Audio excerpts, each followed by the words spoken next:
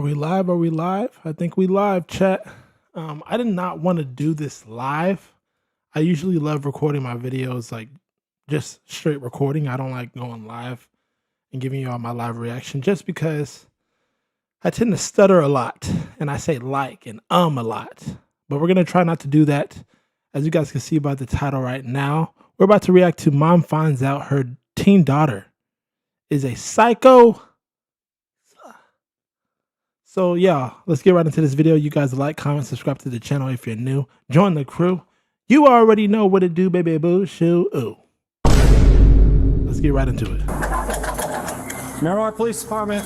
Yeah. How you doing, ma'am? I'm waiting for my sister to go over there. What happened? What happened? I just need to speak to you over here for a second. Oh, Lord. Right now there's an investigation, and I guess it's your daughter. Yeah, that's my Your daughter. daughter, her name came up. So we have to keep everybody out of apartment.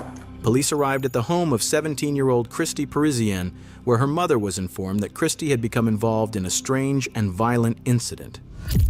About an hour earlier, officers had discovered the body of an 18-year-old boy named Dwight Grant near a nearby apartment complex, brutally stabbed to death. Oh! Hold up, though. She's 17. 17 years old and you're brutally doing that to somebody? That is insane. Come on now. Come on. Let's go back inside for me. Can you go back inside, please? Don't.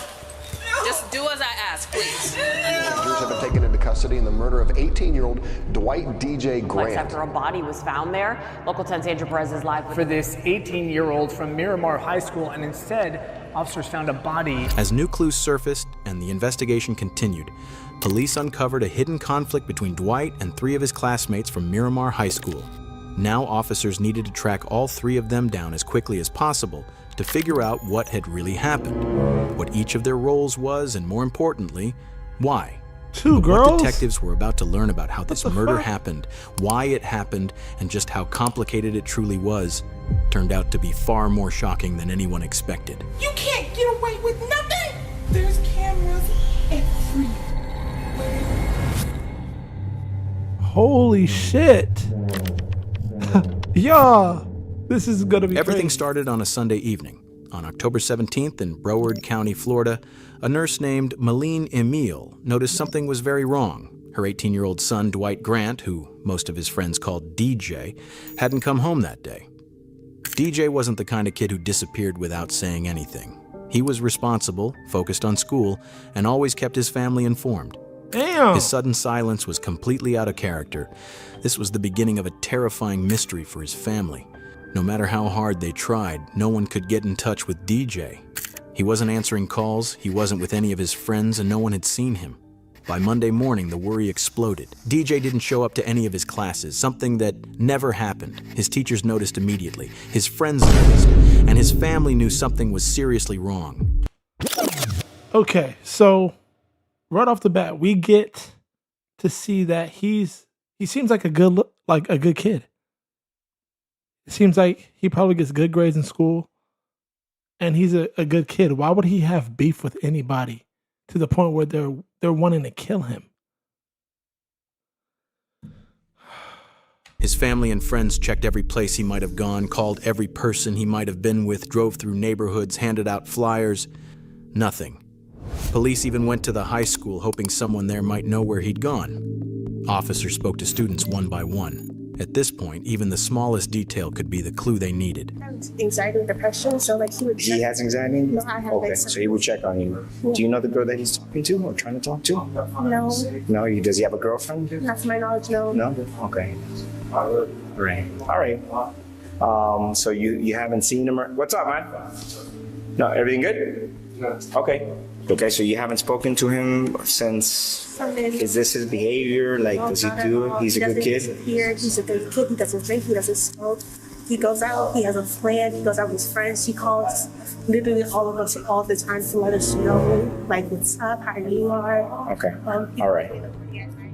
To everyone who knew him, DJ was Seems quiet, like a good kid. calm, and spent most of his free time gaming. He wasn't the type to get into fights, he didn't cause trouble, and he had zero history of reckless behavior. Nothing in his past suggested he'd ever disappear or end up involved in something dangerous. The search for DJ continued through Tuesday of that same week. Then, around 2 p.m., while officers were canvassing the area near Sherman Circle North, a quiet neighborhood in Miramar before all this, they made the worst discovery imaginable. Holy shit. Hidden in the bushes beside an apartment building, police found the body of a young man. Oh my God. Oh shit. Let me step back. The body was found just outside the apartment building where DJ lived. All that time, he had been there, right near his own home. Oh my God. I'm just taking it all in, chat. This is insane. They found this kid right by his home.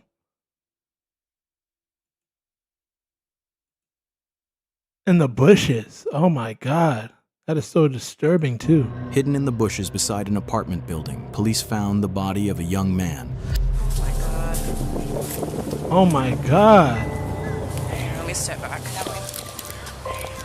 The body was found just outside the apartment building where DJ lived. All that time, he had been there, right near his own home. Officers were led to the body by scattered bloodstains on the sidewalk. From an initial examination, the body had 2 fatal stab wounds, one to the neck and one to the chest. A knife was also found nearby, hidden in the bushes next to the body. Can you go back inside, please? Don't. Just do as I ask, please. Oh my gosh. In a few minutes, an officer will come talk to you. Go back inside.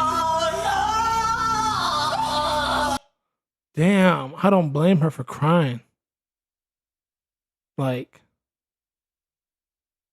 I don't blame her. I'm in shock right now. Like, I could only imagine being a parent and realizing that your child is dead, but found in the bushes, stabbed to death, right by his home. That's insane. Listen, I can't answer anything right now. I just need you to go inside the apartment and stay there till I can get somebody to come and speak to you, please. Listen, what did I just ask? Just give us a few minutes and somebody will come and talk to you. Just give me a few minutes. Go ahead and go inside. After speaking with DJ's family and asking them to remain patient, officers immediately blocked off the area surrounding the body and began processing the scene for evidence. 4 officers were on scene working to secure the area, search for evidence, and confirm the identity of the victim as quickly as possible. Aquí abajo. Sí. Ahí abajo del stairwell que está ahí había mucha sangre, inclusive probablemente están tratando de limpiarlo. Hay una cámara aquí, hay 2 cámaras aquí, y hay una cámara en esa esquina donde lo tiraron. Why is the officer speaking in Spanish? I'm gonna keep it a buck in this reaction. I'm just wondering why is the officer speaking Spanish right now? Sunday. On Sunday, he went missing Sunday. Miramar is a quiet, close-knit community where news spreads fast. So when word got out about the brutal discovery of an 18-year-old's body, tips started pouring in almost immediately. Several people came to police headquarters, hoping the information they had might help. Among them was a woman who walked into the lobby holding her teenage niece's phone. She wanted to tell police about a private group chat that had caught her attention. At the time, officers had no idea that this small piece of information would end up being the key to solving the entire case. Can you just give me a brief rundown? I'm so sorry. I know I've seen on the news that they found a body over by Sherman Circle, and they keep showing a picture of the kid that goes to Miramar High, saying they can't guarantee that it's him, basically, blah, blah, blah. Okay.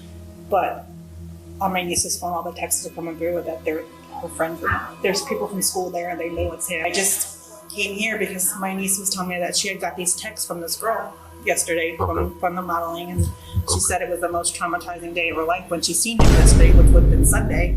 Yeah. So in my mind, 1 and 1, I'm not saying she did anything, but I'm not saying I can't come here and not show you either, because she keeps saying tells everybody in how many people she's killed and she's in a gang. I mean, and it could be just to be, the school or to be taught. But you never know. It's like, you know, the same thing. I don't want the text messages here. I don't want them to show my nieces. I don't want her. Like I don't want her her to associate Right. with, okay. By the next day, Wednesday, the victim's identity was finally confirmed. The body belonged to DJ Grant, the Miramar High School student who had been reported missing. And Nicole, there are still so many more questions than answers at this hour. Our officers came out here because they were helping the search for the Fucking 18 years old. 18 years old, dead.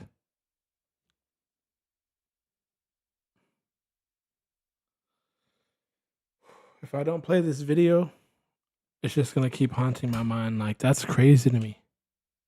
And he looks like the good kid. Like, it doesn't look like he causes trouble or nothing like that. So it's like, why would some teenagers do some dumb shit like this?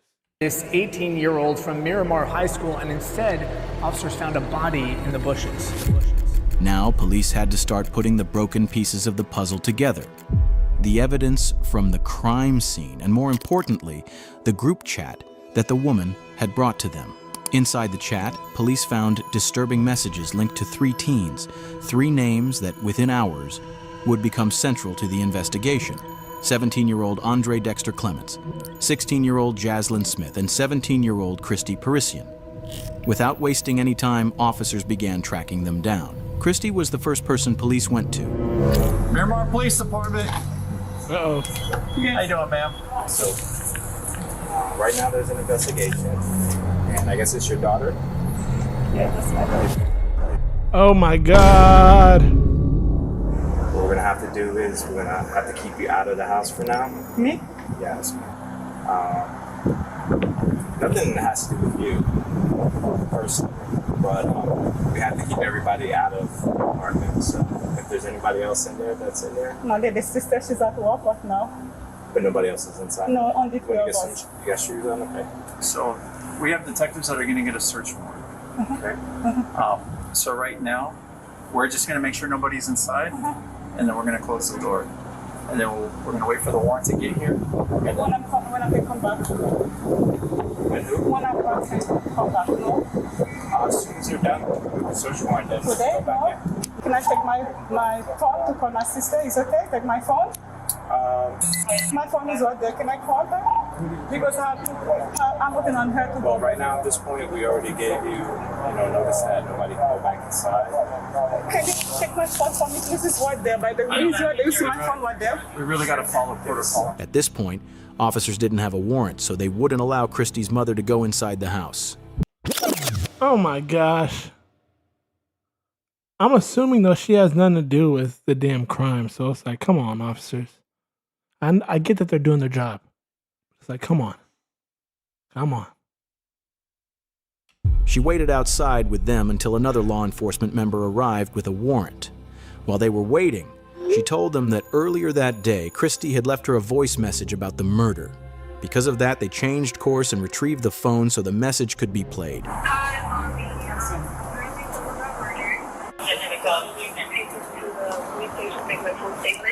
I'll be back soon, and I will have my phone so they can find me.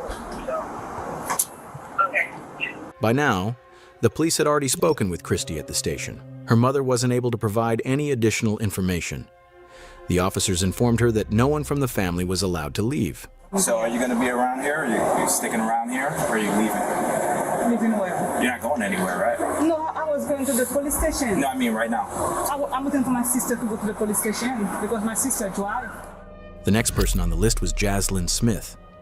The officers tracked her down and managed to find her around 11 p.m. that same night. Outside her family's apartment, they spoke with her while her mother was present. Jaslyn, did you hurt this person? I didn't. I didn't hit him or anything. I was just told to push him and make sure he stayed in the car. I don't know exactly what happened. You're telling me that. Wait, hold on. Jaslyn.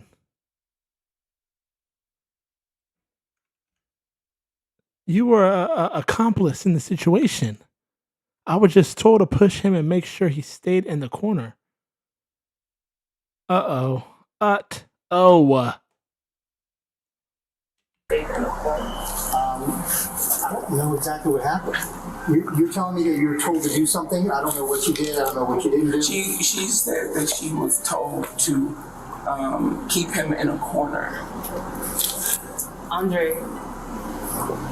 Okay.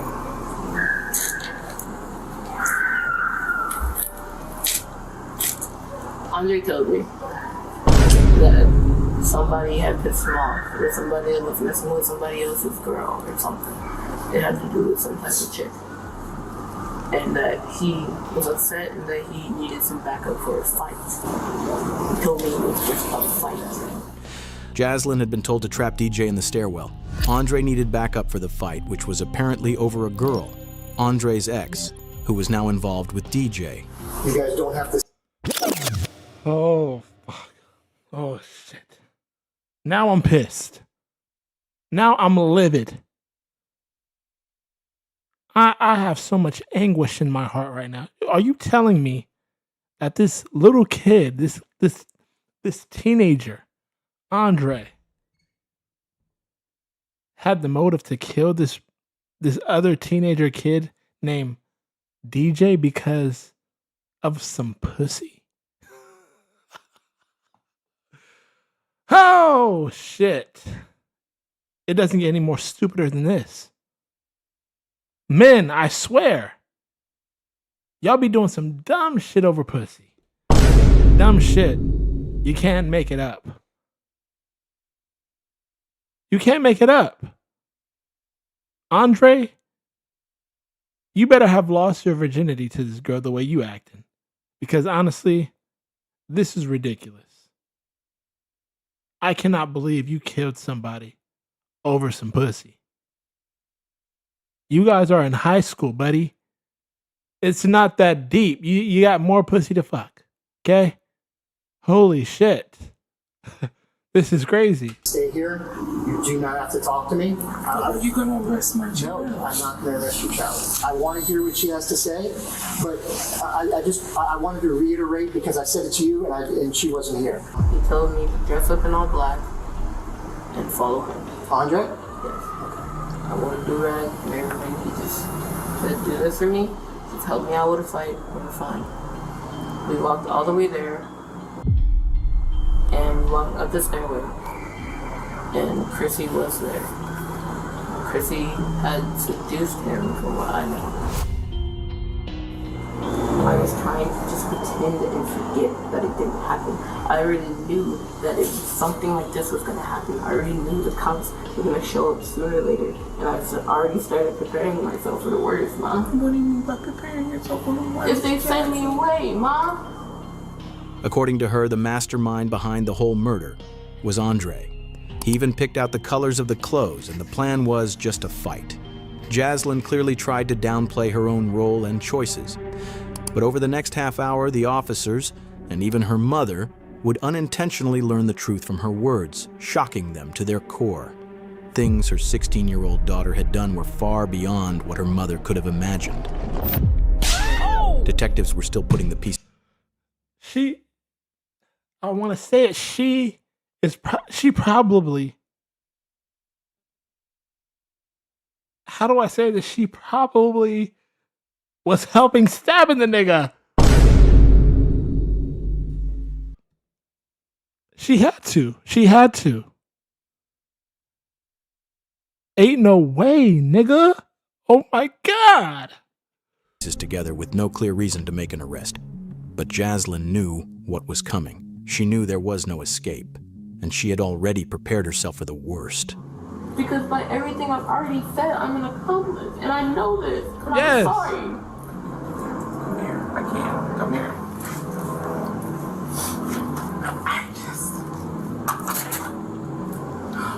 The female officer at the scene can be seen briefly laughing when Smith lets out a sigh. But there's nothing funny about what's happening. A teenager has been killed, and Jaslyn has just admitted her role in what happened. She's now given police a motive. Andre had found himself in the middle of a high school love triangle between DJ and his ex-girlfriend. That's when the dark thoughts started, and the plan began to take shape. A plan that would need help. Damn, Andre. Before Sunday, Before any of this began, Andre had reached out to her. He told her about the planned fight and the help he needed. Now sitting in a police car beside her mother, the officer asks Jaslyn to walk them through everything, step by step, starting from that moment. So I'd like for you to kind of tell me, step by step, on how everything occurred, you know? Before Sunday, before he came over. Who's he? Andre. Andre's from school also? Yes. Before he ever came over, he told me Friday, I believe it was Friday, that he had a situation that he needed to deal with, and he was wondering if I could help him out with a fight. Me knowing that I used to fight in elementary and used to be a bad kid-ish outside of school, I'd agreed because he's a good friend of mine, and like, it's just a fight. He had said he was going to be coming over at around 6. He came over at least 6:45, close to 7 o'clock. Okay. And he had proceeded to tell me the whole scenario of, we're gonna get dressed in all black. You're gonna wear clothes that you don't care about. You're gonna wear gloves, you're gonna wear do-rag. I know the whole layout of the building. Andre. Hold on. This verbiage right now is coming across like he planned on killing the motherfucker. All black, wear gloves, wear clothes that you don't care about. The fuck you mean by that? Huh, Andre? What you mean by that? Wear clothes that I don't care about. Is it about to be a crime scene, nigga? An investigation? Cause what the hell? What you mean? I already knew that Jaslyn had a reputation for fighting when she was younger. That was exactly why he chose her. He even picked out what Jaslyn should wear, telling her to wear gloves and protect her hair. Jaslyn's account helps clarify the days leading up to the murder, but one thing stands out. She repeatedly tries to downplay her role, presenting herself as someone who was merely influenced rather than involved. A claim that within minutes would be completely undermined by a small slip she made. We had gotten dressed, we had prepared. My mom had gotten home. We had told her that we were going to go on a walk. He was explaining to me that the person that me and him were going to fight with, because he was going to seduce, had messed with a girl that he knew and had, essentially from what I know. And on the way there, he's telling me exactly where we're going to walk, exactly how we're going to walk, exactly what we're going to do, and we're going to wait for a signal. And I was like, okay, it's just a fight. But immediately when we got in there, we had walked over to where the staircase was, the stairwell was, while he was telling me to move this way to avoid a camera and to avoid being seen. So we had walked up the stairs while Chrissy stayed downstairs and made a call. Me and him were upstairs. He's just talking to me, we're relaxed, we're chill. And then he got a signal for Chrissy to walk downstairs. And he had a weapon with him. He told me to hold the weapon. We had gloves on at this time still. We had walked down the stairs. He had approached the boy, and Chrissy had moved back and walked down the stairs full. Did you know this boy or no? Okay. When the boy tried to make a run for it after Andre approached him and was like, yeah, we have a problem. He has me standing behind. Chrissy looked at me and he made a run for it, and I'm like, okay, weapons just for intimidation, I'm gonna put this down. I ran and I helped Andre to tackle him and put him onto the ground. Jaslyn uses the word weapon. Even though she's detailed and specific in almost every other part of her story, she keeps this part vague. We already know DJ was found with 2 stab wounds, so whatever the weapon was, it clearly wasn't a gun. What that weapon actually was, and why Jaslyn avoided naming it, becomes clear later in the interview. And it's something that will shock you. Oh shit! Asked for the weapon after explaining explaining to him that he was going to kill the other boy. He had asked for a weapon, and I just handed it to him because I'm like, I don't know about this, but I'm like, okay, maybe you're joking, because me and Andre are playful. We like to mess around, and we do like play fight, and we. All right, that's when I know her stories. When it starts to not even make sense, it's not even adding up. That's how I know. Okay, she has a big role in this. She's the one that probably actually stabbed the nigga.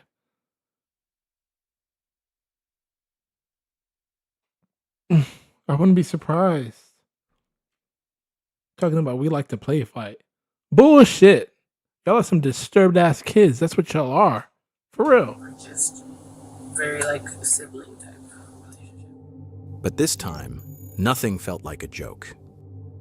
The weapon he used, the level of planning involved, his behavior, and the sheer intensity of the violence he unleashed all point to the same conclusion.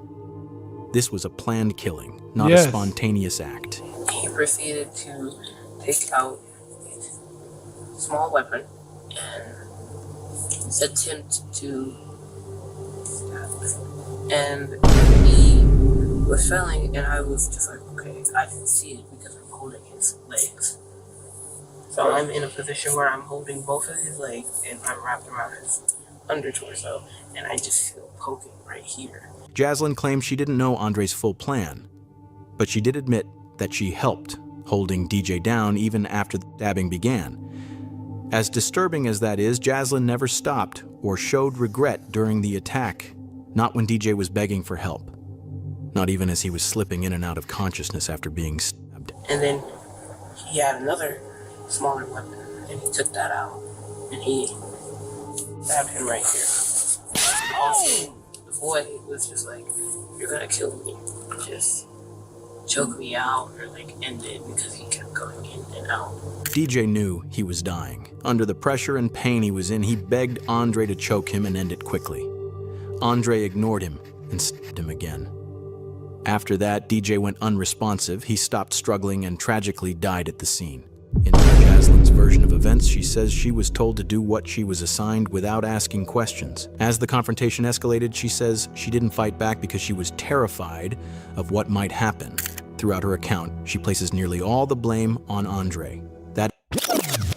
Oh, shit. Can you believe a girl was doing this? She's a girl. Jaslyn. You are so disturbed, sweetie, on so many levels. You are absolutely disturbing on so many levels. Like, man, you're ill, disgusting. Women like this are crazy. Like, she's not even a woman. She's still a girl, but it's like, damn. People are built different nowadays. Like, kids, they be, you know, the internet be making people, I feel like, heartless. Because honestly, I couldn't go through with this plan. Even if people wanted me to help or something, like, I couldn't go through with it.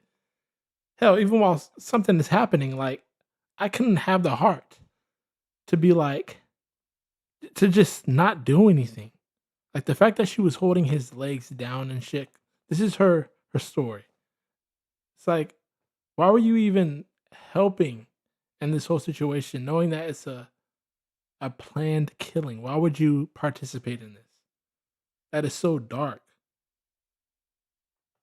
Explanation mostly holds up until Jaslyn slips up. In the middle of her story, she mentions a detail that seriously undermines her claim that she didn't know this was a murder plan, and instead places her right at the center of it. Because prior to this, he had told me that this was the first person he had ever killed. Prior to this, he had told you that? When we were at the house, we were just talking about the whole plan of what to do, what was going to happen, but he never told me that he was going to kill somebody until at this time. Like, this is the first person. I'll leave it here. I'll ask Chrissy. Leave. That single detail changes everything. It shows that Jaslyn knew about the murder plan long before it happened. Now her story starts to crack. It directly contradicts her earlier claim that she had no idea this was meant to be a killing. At this point, it's clear she was far more involved in both the planning and the decision than she had admitted. See?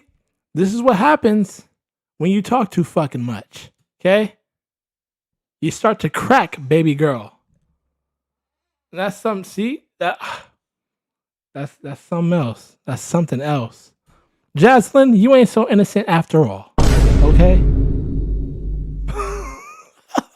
Dumbass. That's when Oh the my officer shifts the god. focus and asks about the weapon used in the attack. I'm assuming it's a knife then that he had? There's a knife and there is A longer sword. A longer what? Sword. A sword. Okay. A knife is something that can be easily concealed, but a sword isn't. Hiding something like that would be almost impossible. It's hard to believe that Jaslyn and Christy could have been around Andre all that time without noticing the sword. Now detectives finally have enough pieces to start shaping a version of events that's much closer to the truth. But before moving forward, they still needed to make sure the physical evidence matched the story. So you saw the big sword when he first showed up here in the first place? I didn't see it exactly. I saw that there was a bag with it, and I was like, okay. Because somebody else had taken everything out of the house behind us, and I didn't know where that was. And I believe it was either in like a jacket with him, or with Chrissy in an extra jacket or in a bag with them. Jaslyn could tell detectives were zeroing in on one key detail. She knew about the sword before they ever left the house, and that meant she knew the plan from the start. She tried to distance herself from it, saying that when they left, Andre grabbed a small knife and a larger sword, but she claimed she didn't actually see the sword at first and assumed it was already in the bag. Detectives weren't convinced. By now, there were too many gaps in her story. The teens believed they had pulled off the perfect crime. They killed someone in broad daylight in a tucked-away stairwell inside a busy apartment complex, avoided security cameras, and left no direct eyewitnesses. If the group chat messages hadn't surfaced later, they might have gotten away with it. But everything started to fall apart after the attack. They dragged DJ's body into the bushes, packed the weapons and supplies into a bag, and returned to Jaslyn's complex. There, they made a serious mistake. In an open, grassy area, clearly visible from nearby apartments, they started a fire and burned the bloody clothes using gasoline. As they sat there, shaken, but still hoping they were in the clear, a security guard spotted them. In that moment, the cover-up ended, and he wasn't the only one watching. Another resident had seen them too and later told police exactly what she saw. The two girls, they were just standing there, but they weren't moving much. The chubby girl, she was just like moving back and forth, but like standing in the same spot, but moving a little bit. Yeah, you know why? Because she was nervous and her soul was shaken up a little bit. Because she just killed somebody. I believe that it was Andre and Jaslyn that really did the stabbings. I believe the other girl, I don't even know what her name is. Chrissy? I think that's her name. I think Chrissy was just there to lure the guy into the certain location, but this is crazy, chat. Oh my god. All I could do is kind of awkwardly laugh because honestly, this whole story is literally so shocking because of their ages specifically. It's like, damn, y'all are in high school. Why the fuck are you guys even planning to kill? Like, my mind, when I was in high school, my mind was just not there at all.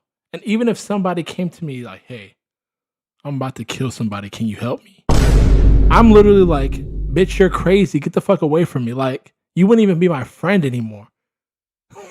So it's like kids nowadays are literally built different as fuck.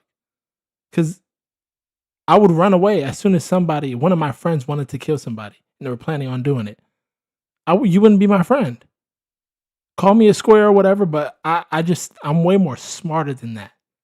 I have a whole bunch of shit that I want to do with my life, and I'm not finna throw it away, especially over no pussy.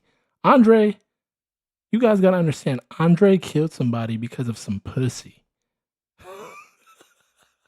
Oh! Like, that was the only pussy in this world. Man, if you don't get out of here, you freaking simp. And then the guy was moving around the fire, just throwing more gasoline. I didn't see their face, but I saw their body shape, and seeing them on the photos, you could picture them, especially the chubby girl. You could feel the traumatization from them, and you could feel like they were scared, but you could also feel like they had that energy of the way of thinking like he deserved it. Like you could notice that. Security camera footage from the apartment complex backed up much of Jaslyn's story. The cameras showed the 3 teens dressed entirely in black as they approached the stairwell where DJ was attacked. One camera even captured DJ Grant's final moments. Another showed the teens dragging his body toward the bushes exactly as described. But as detectives reviewed everything more closely, cracks began to appear. Parts of Jaslyn's version didn't fully line up. Police seized the teens' phones and went through their messages. It didn't take long to find something that directly contradicted Jaslyn's claim that this was only meant to be a fight. One message revealed the true mindset behind the plan. Oh my gosh. White DJ Grant was killed back in October, and for months now, the 3 teens that are accused in his case have been kept in jail. All the evidence was clear. Within days, police moved in on all 3 suspects. Jaslyn Smith, Christy Parisian, and Andre Clements were all arrested. Each of them was charged as an adult. All 3 were charged with tampering with evidence and conspiracy to commit murder. As they should. Christy and Jaslyn were each charged with second-degree murder. Both eventually pleaded guilty and were sentenced to 25 years in prison, followed by an additional 10 years of probation. Oh, shit. Andre Clements, who was 17 at the time, was considered the mastermind behind the crime and the one who delivered the fatal sword strike that killed DJ. He faced the most serious charge, first-degree premeditated murder. On February 18, 2025, Andre Clements, now 20 years old, also pleaded guilty.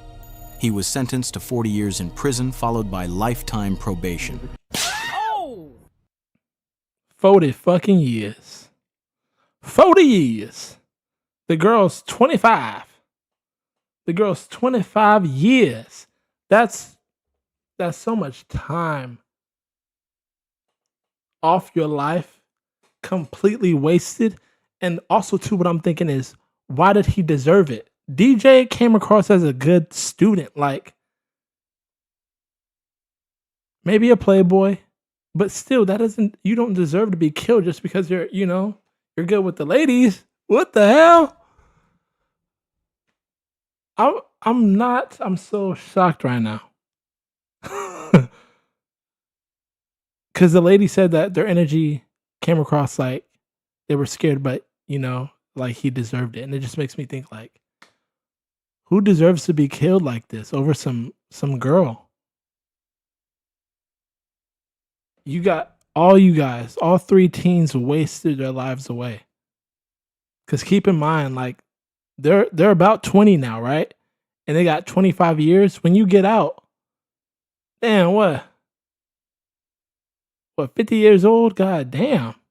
Like around 50, 55? It's like, damn. Why? Why? Over one life? I mean, let me just stop talking, because this is why I don't like reacting to live, because I be fucking up talking. But it's like, come on. I'm just thinking, like, that's a lot of time. It's a lot of time to waste over somebody that, you can just get over it. There's many fish in the sea. Caring, loyal, honest person would be there for you in a second, in a heartbeat. RIP to DJ, man. This was a good little episode that I reacted to. I've been live for 40 damn minutes. God damn. Definitely one of my longest videos on this channel. But hey, you guys let me know what you guys thought about this video. Me personally, this was shocking as fuck. Like, these teenagers literally planned to murder this kid.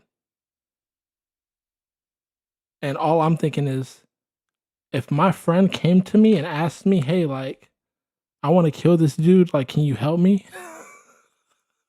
It just sounds crazy even coming out of my mouth. I would look at my friend and be like, are you fucking crazy? I would laugh so hard. I would be like, you're insane. You're insane for even asking me. Think I'm going to do some dumb shit like that. These kids were definitely either mentally off or just, they were some dark teens. I don't know. I don't know what made specifically those two girls. I'm actually shocked. I would get maybe two other guys, like two other niggas, like they ain't got shit going on with their lives. Yeah. But how did you get two girls to help you with this crime? That is my biggest question. Like, girls are smarter than that, for sure. I don't know. Y'all let me know your opinions in the comment section down below, all right? And if you made it to the end of this video, you a motherfucking real one. Like this video before you go. Subscribe to the channel if you're new. Join the crew. You already know what to do, baby boo shoot. Ooh. I will see you guys in my next video. Y'all have a blessed day. Stay safe out there. Later.